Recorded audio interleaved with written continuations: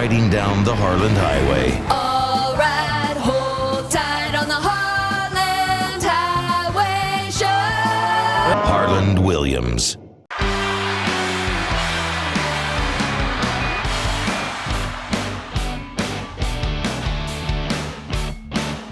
Oh, yeah. Well, now that's right. That is absolutely a guarantee. 100% right.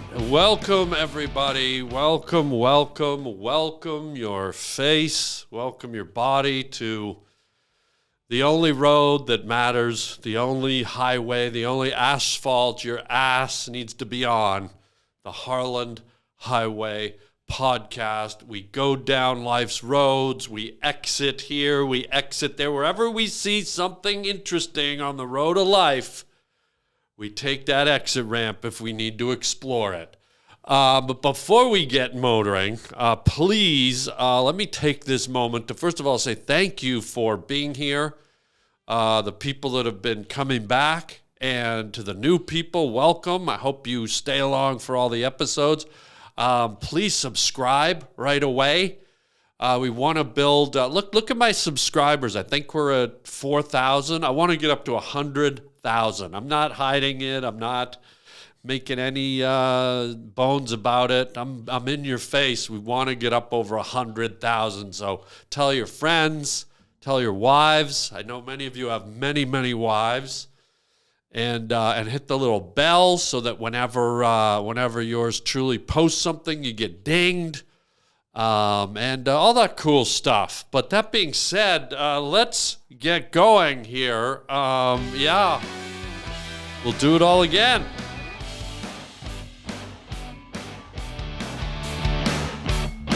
Yes, we will. And I want to start with eggs. Believe it or not, we should all be able to relate to eggs, because didn't we all sort of come from an egg when you think about it? A little spermy and a little eggy got together, like a little wiggly, tadpole-y, spermy thing, found its way to an eggy thing, and shouldn't that be a dish at Denny's? Or at IHOP, the spermy eggy thing? It certainly sounds like it fits. Good morning, sir. What can I get you? Well, I've been hauling lumber on the road all day, and I could use a good spermy eggy thing. Yes, sir. Would you like it over medium, sunny side up, or dripping from a Kleenex? So anyways, I want to talk about eggs because I think we've all come from an egg. Unless you're a test tube baby, I understand there's probably some test tube babies here. And I don't know that test tube babies got to do the whole egg thing. I don't know if they got the whole fruity tooty, fresh and fruity. I don't know if they did the full moons over my hammy or the French slam. By the way, the most obscene thing you can order at Denny's. Yes, so could I have the French slam, please? And if possible, I'd like to get it from you. You're very beautiful. So I'm not sure the origin of test tube babies, and I know I've looked on my statistics, and I know we have quite a contingent of test tube babies that like this show. I don't know why. I think on the demographic chart, I think 60% of my viewers are test tube children. Interesting. But anyways, we want to talk about eggs because I did something very unusual recently with some eggs. And, when you think about an egg, you think about the shape, you think about what it harbors inside, you think about the concept of an egg, you think about there's life inside and things emerge from that egg in that weird shell. And I think we've sort of all blocked that out. I think we just kind of go to the grocery store and we're so accustomed to buying a dozen eggs all there in a row. And we come home and we crack them in a pan and they sizzle. They just sizzle and whizzle and dizzle whizzle. I wonder what Snoop Dogg's fried eggs sound like. Whizzle dizzle, my shizzle nizzle. I don't know. I've never had breakfast with Snoop Dogg. Can I guess? But where I'm going with this is I don't think we really examine eggs. We just kind of buy them and we do it numbly. We go, oh, eggs. We buy them, we fry them, we scramble them, we cook them, we eat them. And I don't want to turn anybody off of eggs. But if you really take the time to peel back the egg blanket and examine eggs, it's kind of a little bit creepy. Because think about what you're doing when you're cracking an egg and you're scrambling it, or you're frying it, or you're piercing that perfect yolk with your toast. And you're dipping your toast into that yolk and you're sopping up the yolk, as we'll call it for now, and then putting it in your mouth like a warm, greasy pudding. But let me challenge you a bit here. Let me push your buttons, and it might be a bit cringeworthy, gang. Might be hard to swallow, might not be palatable, as they say over at my dinner club in the Valley in Glendale, at the Holiday Inn on Sundays at 7 o'clock, all you can eat garlic bread. But think about what you're doing when you eat an egg. Encased in an egg, in the safety of that shell, is an unborn.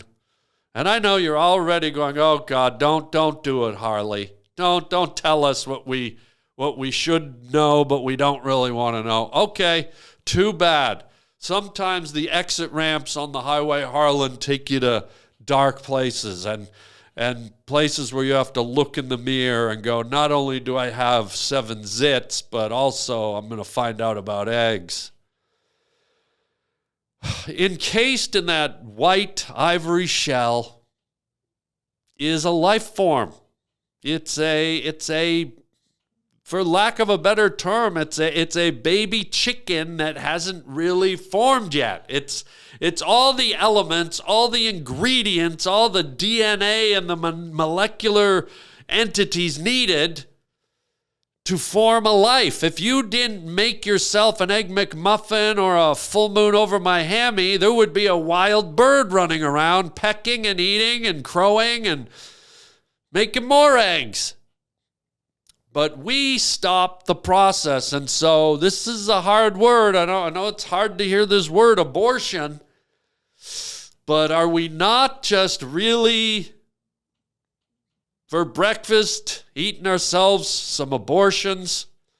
Aren't we cracking open the egg, and out comes this unformed, unborn baby bird that should be climbing trees and skipping rope and playing hopscotch with its friends in the schoolyard? Shouldn't it be having spring break and hanging upside down and drinking beer bongs and throwing horseshoes the way living things are supposed to, friends?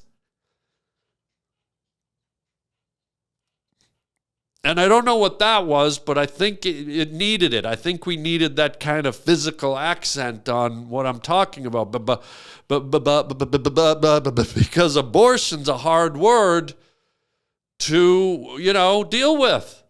There's nothing pleasant about the word abortion, but if we're being honest, when we're cracking open a yolk, when we're cracking open an egg, and it plops into the fry pan, and you fry it up, and you slap it on your English muffin, and by the way, I don't know why they're English muffins. Seems a bit racist. Why can't I go in and buy a Chinese muffin? Why can't I get an Indonesian muffin? Why can't I get a German muffin? Can I get myself a muffin from Uganda over here, please? Can I get an East Indian muffin? Hello, I would like a muffin, please. Would you please put my egg on an Indian muffin? Why do you always bring me the English muffins? I'm not English. I don't want an English muffin. I'm Indian. I want an Indian muffin. Take your white, pasty-faced English muffin and as you say in England, piss off. Anyways, so are we slapping an abortion on our breakfast plate? And I know this might ruin breakfast for everyone, but we have to ask these provocative questions. We're on the Harland Highway. We're not on the Mr. Rogers Show, gang. I didn't put on a little sweater and some loafers to start the show. No, I put headphones on and I presented you with this miracle worker. So here we are, and you've got an abortion on your plate, an unborn chicken child, a baby, unborn chicken baby child that will never caw or peck at little grains on the sand or scratch with its little feet or run around and look like it's mental.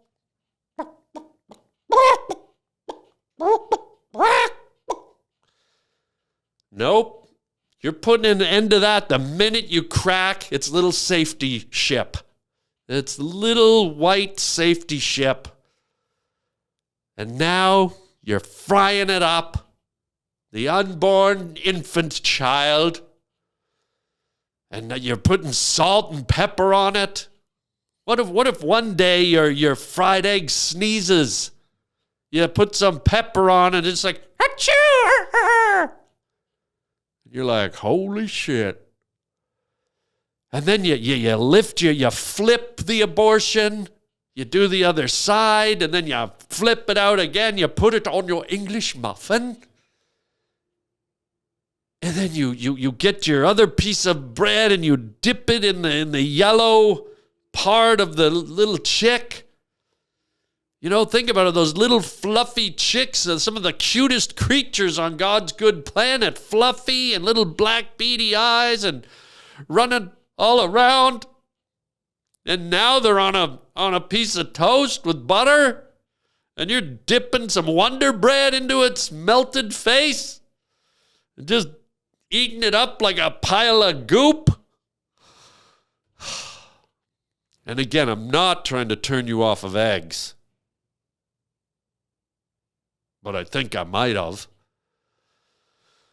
But anyways, I hope you can get past that. But I felt like we had to kind of look deep into the world of eggs for you to understand where I'm going with this. Because what I'm trying to tell you is sometimes I think we just take eggs for granted. And I was guilty of this. And so I went to the grocery store the other day. And where I live, it's a place called Ralph's. Or as I like to pronounce it, Ralph's.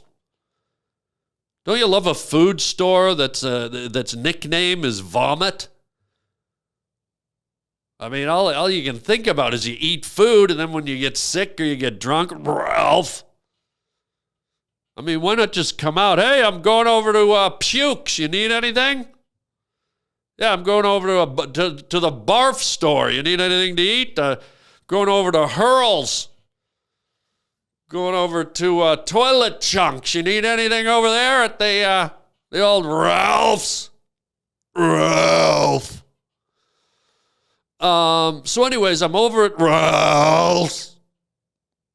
I can't even say it now. I sound like a bullfrog that just a blue heron was standing in a swamp and a bullfrog came up to look for a fly, and a blue heron with its long pointed beak just boom, zapped it right in the watertight asshole. And that frog just went boom, Ralph. Or not, but I digress. Let me get to my egg story, will you please?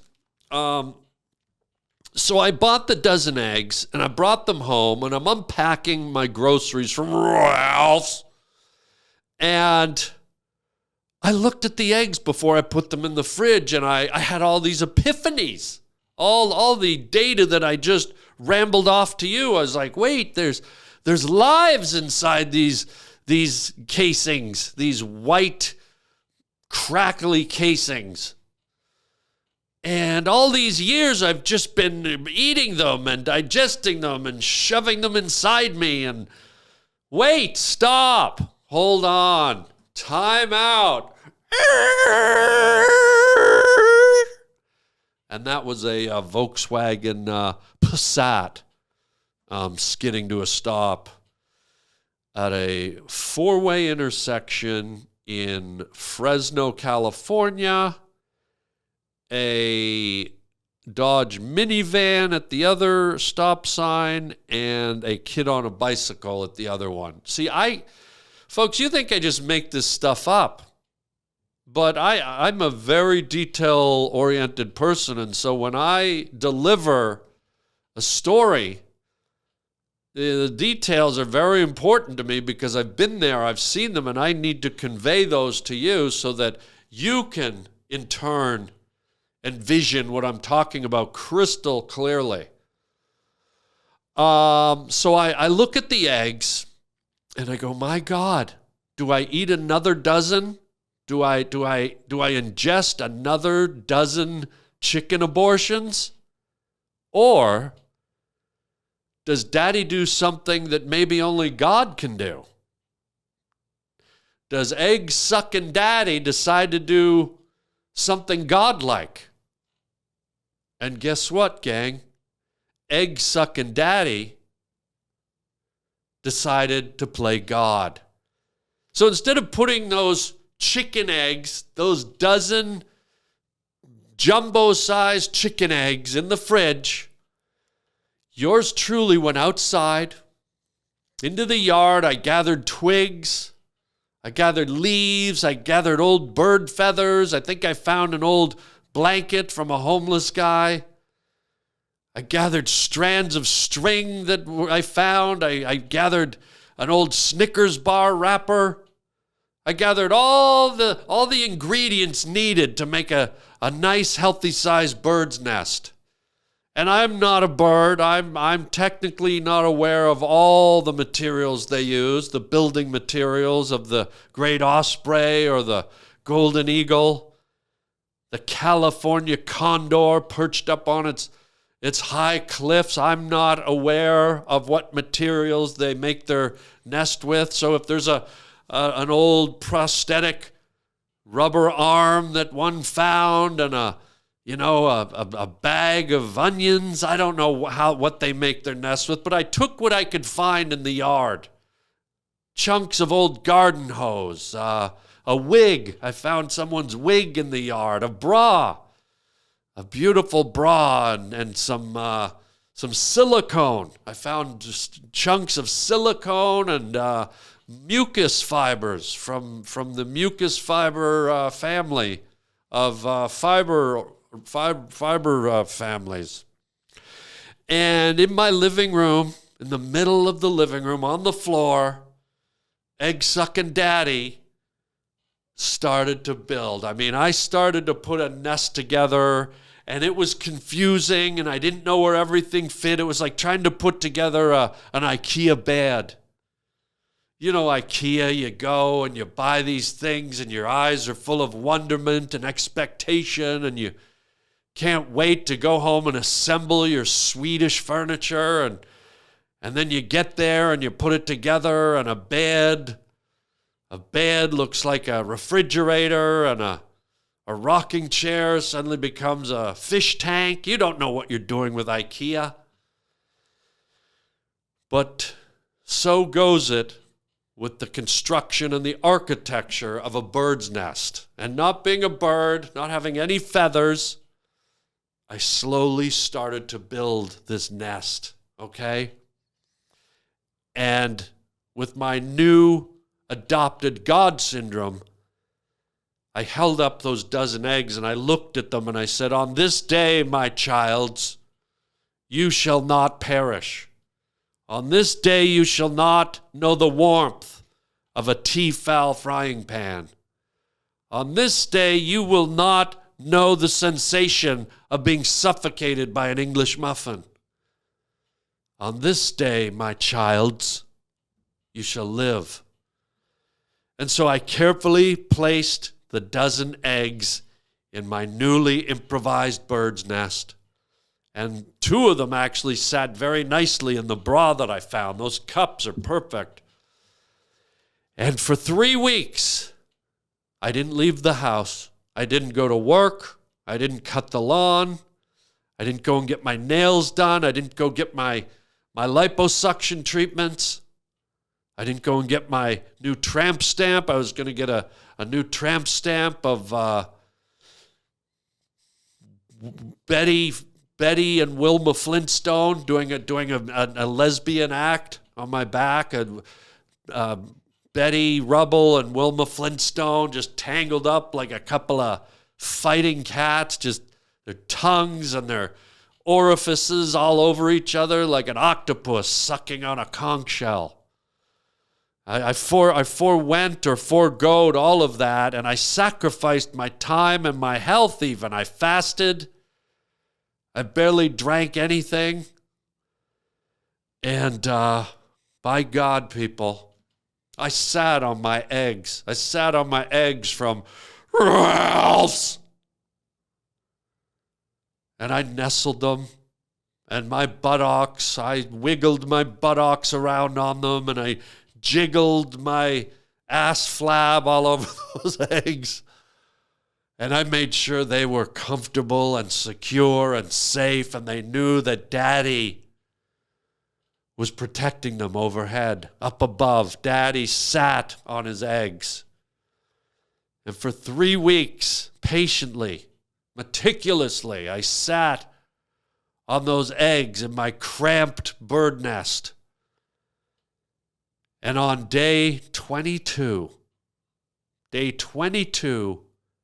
I heard a sound. I heard, and I was like, I heard a crack. I heard a crack in one of the eggs, and I stood up off my nest, my legs numb. I could barely stand. The circulation, one of my legs was purple and pruned and looked like, if you dug up the grave of Penelope Cruz, one of her legs would look like that. And is she even dead? We don't know. We don't know. Our team is out researching right now. And so I stood up and I looked down on my 12 children and I saw the eggs starting to crack. And then another, like one by one. It's almost if they knew the timing. And they started to crack. And all of a sudden, a little beak popped out of one of the eggs. Pop, pop, and then a little head, and then a little... And before I knew it, look what emerged. A little yellow chick. A little yellow chick emerged. Little tiny yellow chick emerged and just looked at me with its little beady eyes, and I knew it was thinking to itself, Daddy, because when birds emerge from eggs, they get impressioned with the first thing they see. And so I was the first living, breathing thing that they saw, and these chicks suddenly knew that Daddy was home. And boy, oh boy, I don't know how many of you guys out there have ever given birth. Probably not a lot, but in today's society, apparently men can give birth to babies. So I don't know how many of you have, but it's a new thing. Apparently, men can give birth. We just started that. We just decided it's a new thing that men can now give birth and get pregnant, and just decided it. Thought it was time that we thought we should do that. But so here's my kids, my 12 beautiful, bouncy kids, and here's where it became the most gratifying, and then we'll move on. But this is what made it the most gratifying, and I think this is why every parent has a child. It's that moment when you come home from work. You've had a long day, or you're working in the office, you're stuck in your cubicle, you're out there in the Brussels sprout fields raking and harvesting, You're picking onions out in onion country, wherever that is.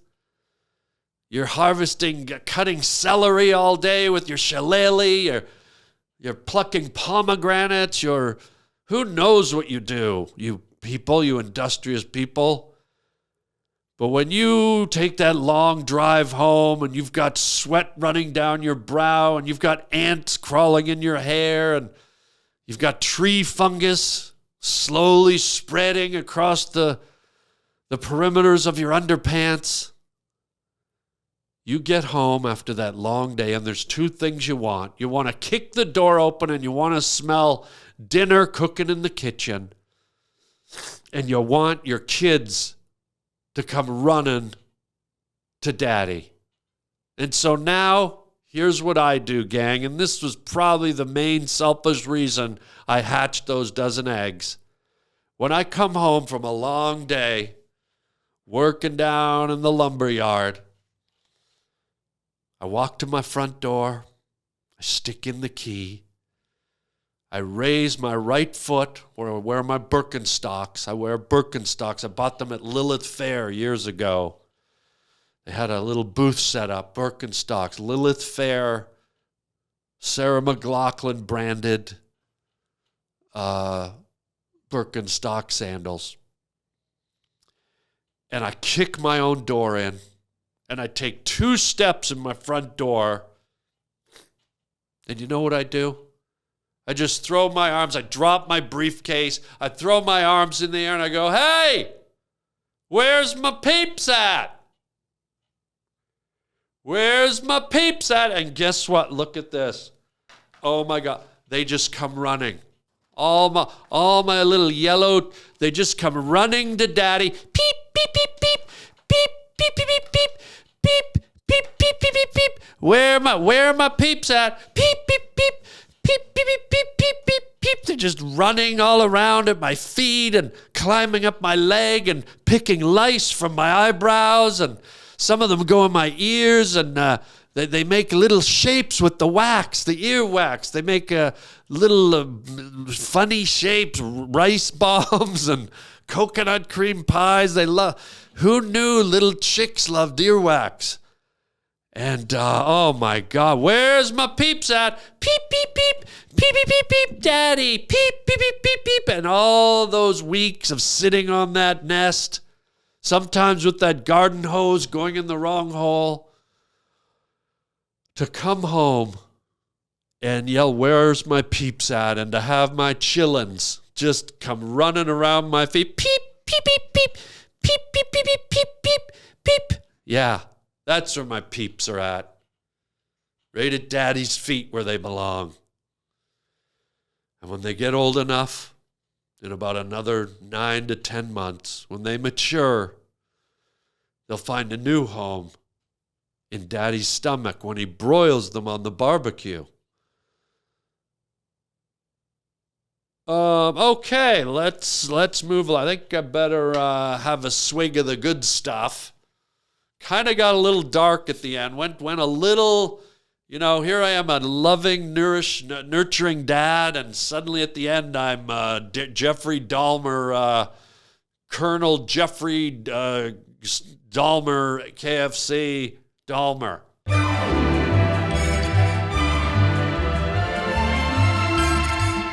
But once you oh, that's the strong stuff.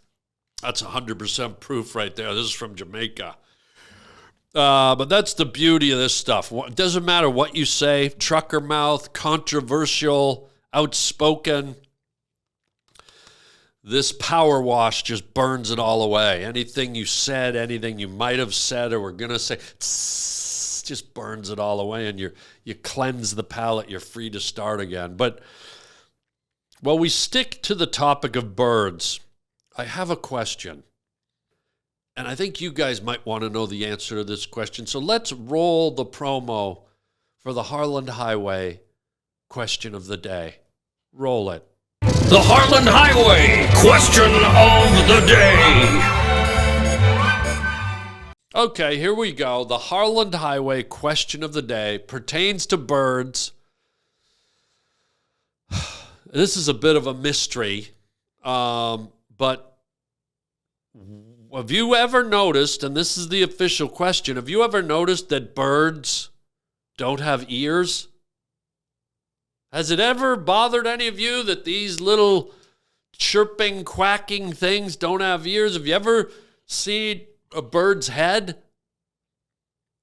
Right? It's just, it's smooth. You see the eyes, you got the mouth. I don't see any ears. And if you don't believe me, look at the ostrich. The ostrich, the biggest of birds, it's freaking bald. You'd think you'd see the ears. It's bald. It looks like a giant running penis with wings. I mean, have you ever seen an ostrich running across the plains of Africa? I mean, if you catch it just in the right light and at the right angle, holy God, that big. I'm not trying to be rude, but it looks like a running 7-foot penis. Just flying across the ground. I think those penises run at about 60 miles an hour. Just fully, the head fully erect, just the whole pink shaft, just flying, just running. Oh, God. You do not want to be out on safari in Africa and accidentally drop your wallet or a bar of soap. Because you bend over there and one of these flying, running, 6-foot earless penises comes at you. Boom. You know how they like to stick their head in the sand? Well, you bend over and, yeah. You thought you were adventurous in the bedroom and every now and then you did something a little kinky with the wife or the husband. Sure, but wait till you have 5.5 feet of ostrich head up your Swiss oven or whatever you want to call it. Oh, yeah. I mean, not only would they be up there, but these birds are powerful. I mean, their legs are thicker than, Charles Bronson at a roast beef festival. I mean, they could slam their head inside you, man or woman. We've all got orifices, gang. Hello. But if an ostrich slammed his head up your orifice, those birds are powerful enough just to lift you up. And now you got a giant ostrich body running across the plains of Africa, and you're like sitting. It looks like you're getting piggybacked by the thing. You're on its shoulder, and you're lucky if its head doesn't come out of your mouth because those birds are big. They need to navigate. So now you're kind of sitting on its back. Its giant 4-foot, 5-foot pink penis neck has gone right up your orifice. Its head's popped out, and it's just using you. You're getting used. I'm not going to say ostrich rape, but I will say OR, and those initials mean something. And I'm not talking about, onion rings. Might be talking about ostrich rape. And I'm just saying, be careful. But anyways, my point is birds, to the best of my knowledge, and I'm no Audubon, okay? I'm no Discovery Channel. I'm just a guy sitting in front of a sign that says the Harland Highway. And I got my peeps with me. But I cannot, for the love of God, see ears on a bird, even the bald ostrich. If you can find the ears on a bird, then somebody show me. Maybe I'd like to even order one on a menu at an exotic restaurant just to hammer the point home. There's restaurants out there, gang, where if you look hard enough, you can order weird stuff. Okay, I've been to restaurants where you can order crickets, deep-fried crickets. I've eaten a scorpion. I've been to a place where you can eat deep-fried ants. You can get bat wings. You can get jellyfish. You can get sea turtle teeth. I mean, there's just about everything. But you show me one restaurant on this planet that serves bird ears? No, sir. Doesn't exist. If one of you out there can shoot a duck and get your hunting knife and cut me off an ear, or as I call it, Van Goghing a mallard, and for those of you that know art and for those of you that know your duck species, that'll come together real nice. The rest of you are probably just going, what, Van Gogh a mallard? What? I think it's time to shut this podcast off. He's talking in circles. Van Gogh a mallard, what does it mean? But thank God for you hunters and you art people. You'll put those two together and know what I mean. And somebody bring me a bird ear. That's all I'm saying. I'm making a statement. I'm making it proud. I'm making it strong. Somebody bring me a godforsaken bird ear. Because I don't, for one, believe they exist. Until I see a bird ear, to me, birds have no ears. I need proof. Bring me an ear. Don't bring me an ear of corn. Don't bring me an ear, Lake Erie. Don't bring me some guy yelling, ear ye, the girls are nude. Don't do any type of other ear thing. I just want, oh God, I am just reaching. Aren't I? My children are here watching and they're like, Daddy, are you not well, Daddy? And I'm like, shut up, because you're going to be barbecued in about 7 months. But think about it, too. A lot of birds, how about the robin? Have you seen the robin redbreast? And by the way, how long is that name going to last in today's woke culture?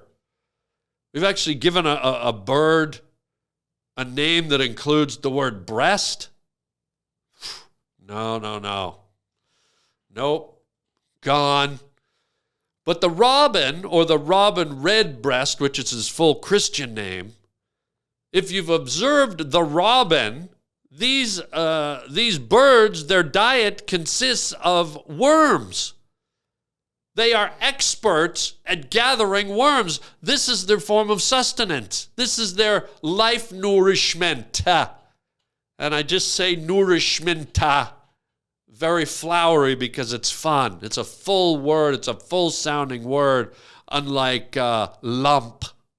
Ever hear the word lump? Look at the lump over there. There's no effervescence. Lump, right? But nourishment, or whatever the word I said, that's a goodie. That one you can get behind and be dramatic. You can Marlon Brando that till your fucking toenails fly off your feet, form a foot, and kick you in the teeth.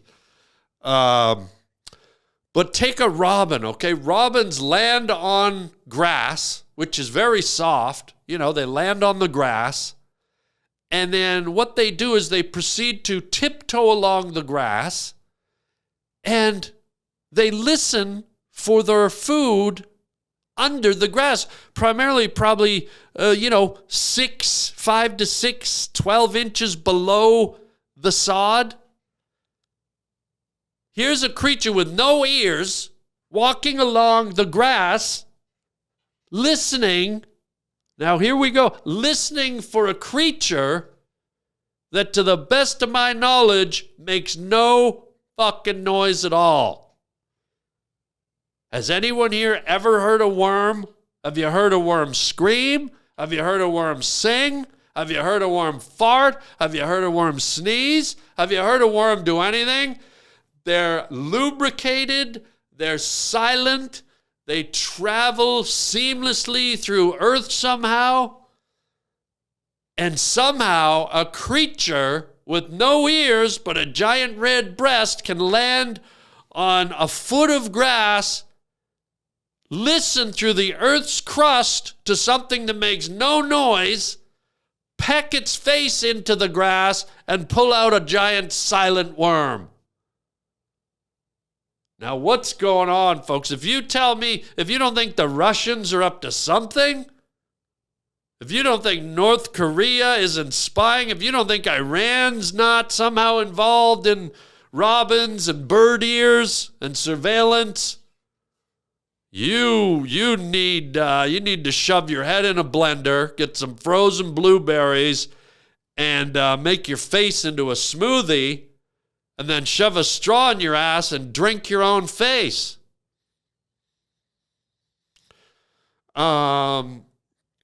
So something's up. Something's not right with the birds and the ears and the hearing and the silent worms. How? What? How? What? How? Who? What? Hey? What? No. Who? What now? Hey? How? Whoa. What the? No. Hey?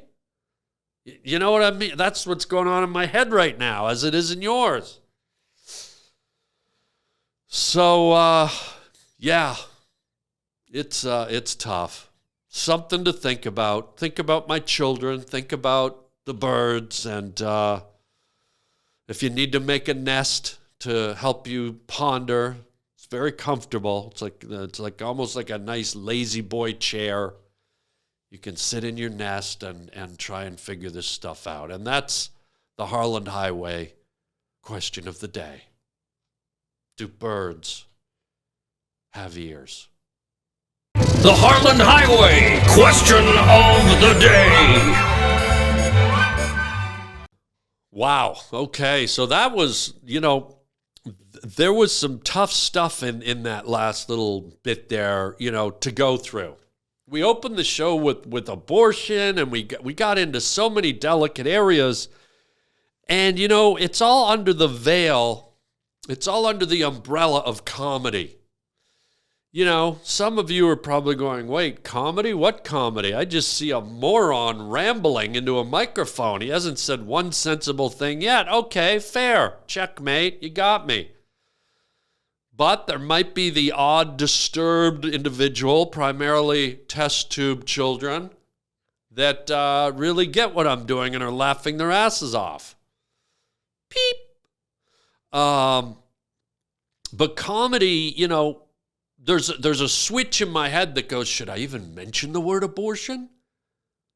Because this is the environment we've created now where, and no offense, little guys, but we're in an environment now where we're walking on eggshells. Beep.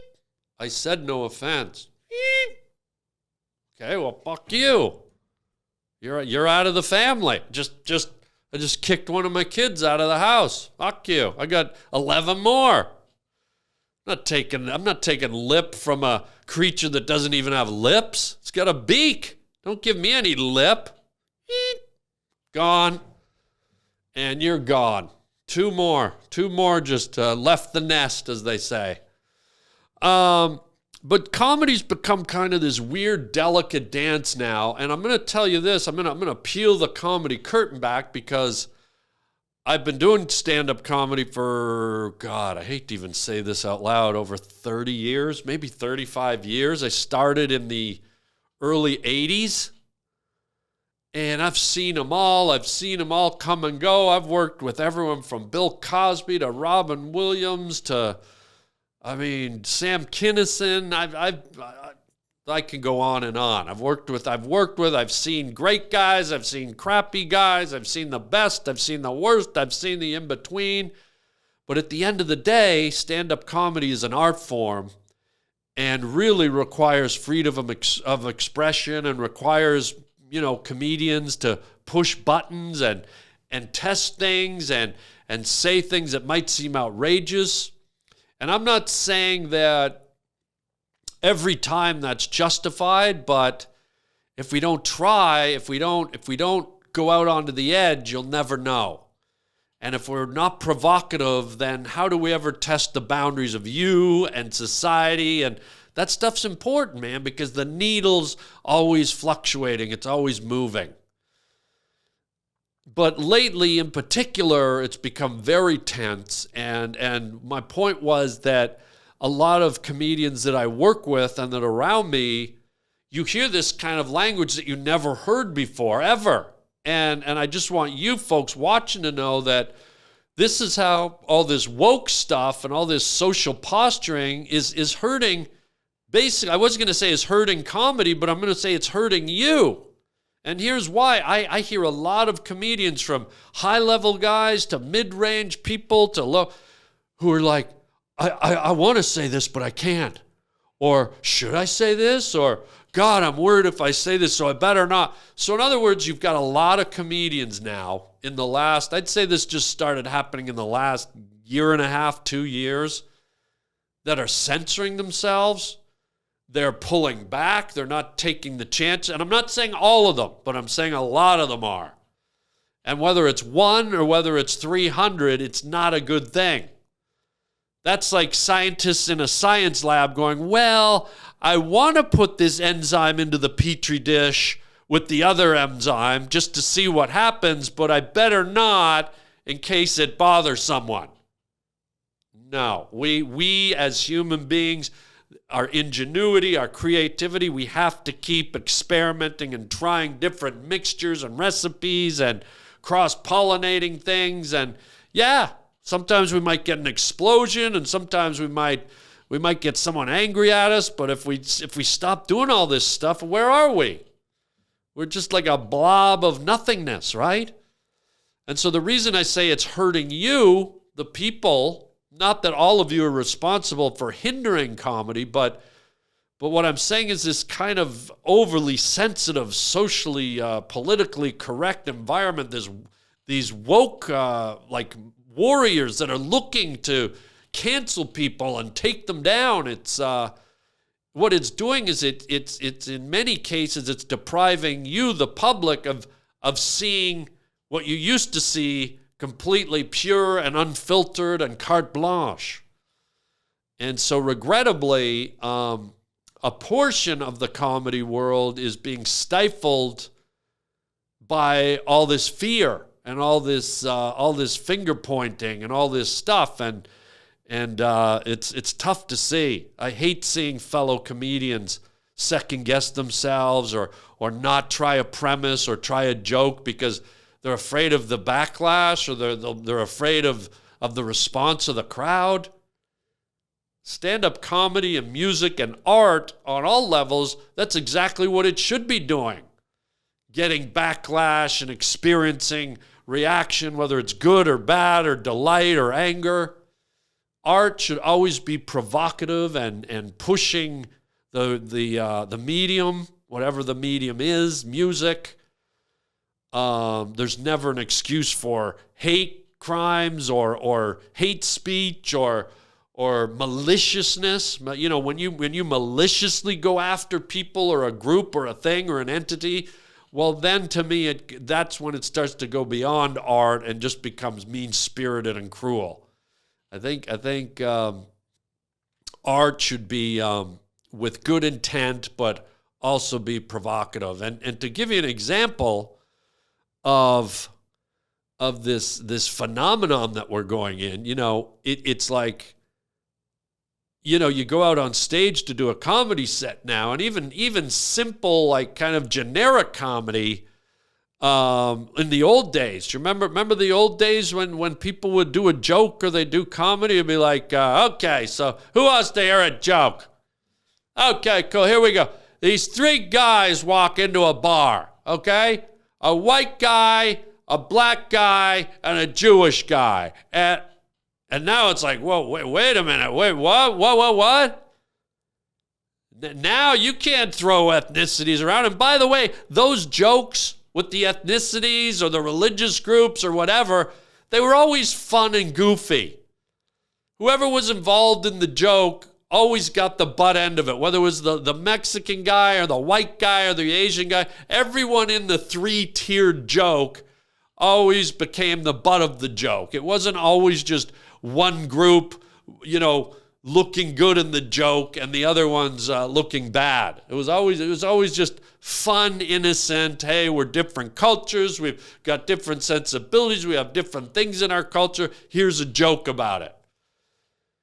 But now you can't do a white guy, a Jewish guy, and a Latino guy walk into a bar. No. Now it's got to be, okay, so these three guys walk into a bar.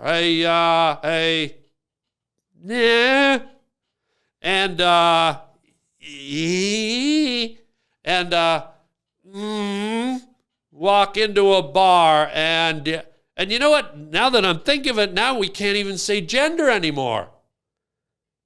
I just read, we can't even say 3 guys.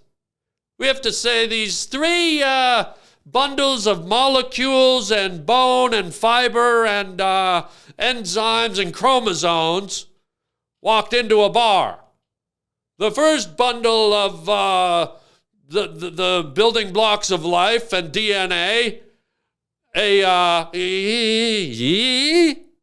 and the second mass of DNA and complex molecules, and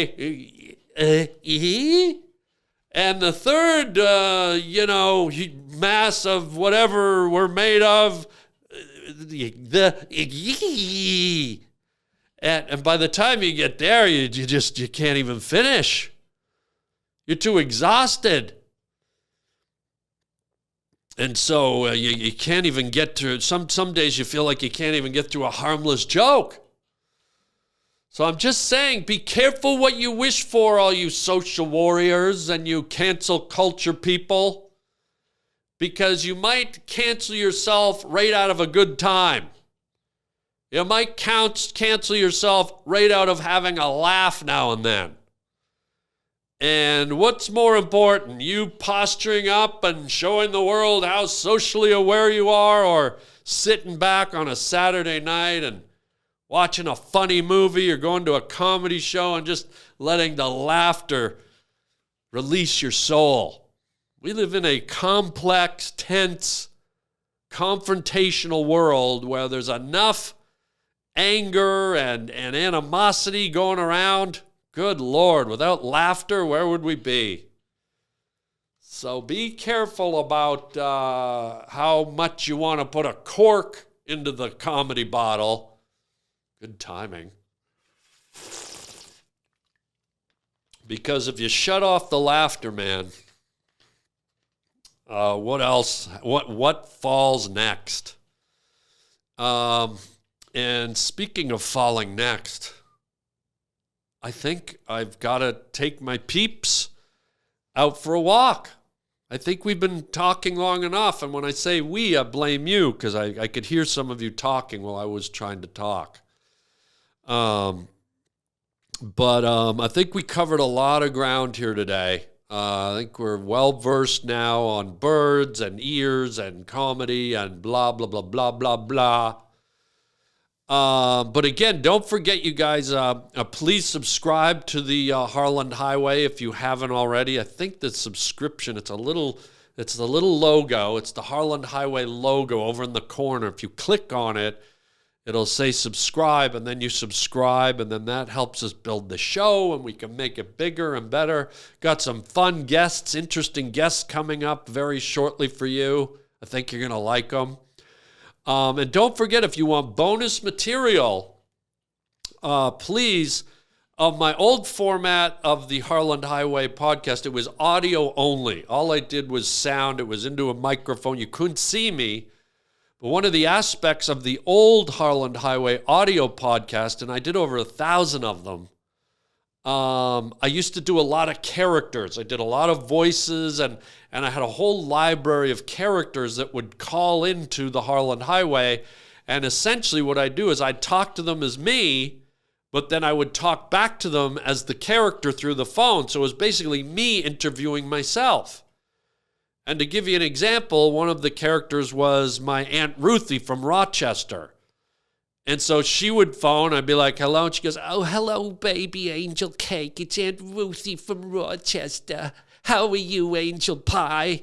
I'm like, I'm fine. Oh, I miss you so much. Are you having fun down there in Hollywood? Yes, Aunt Ruthie, I'm doing really great. How are you? Well, I sprained my knee the other day, and my ankle flew up and kicked me in the uterus. You know, just these ridiculous improvised sketches that I used to do, but I just don't find them appropriate. Visually, I don't like doing them on camera, because for me, it's theater of the mind. You know what I'm saying? So you just seeing me do Aunt Ruthie there was a very rare and special treat. Oh, get over yourself, you stupid. Anyways, so what I'm saying is I have an account called a Patreon account. And this is a digital platform where I can upload extra footage. I can upload audio clips. I can upload artwork. I can upload whatever I want. And it's called Patreon, patreon.com. And if you go to Google and type in Harland Williams Patreon, you can join that page and get some of these classic audio skits that I did with all my characters. I also record new ones specifically just for the Patreon page and all the fans. You also get a first look at a lot of my new artwork when I draw my new t-shirts. And now you're even getting the podcast. If I can do it in time, you get the podcast, the video podcast, 2, 3, sometimes 4 days before the rest of the world gets to see it on YouTube. So please go and join the Patreon and get the bonus stuff and have some more laughs. And it's very cheap. And if you don't like it, you can always get off of it, she said. And so there you go. And so I'll leave you there with that. Everybody go sit on your nests. Keep the babies warm. And thank you so much for being here. Great to see you. Great to have you. Tell your friends. And we'll be back next time. And until next time, everybody, you know where I'm going with this. Chicken. Chow mein, baby.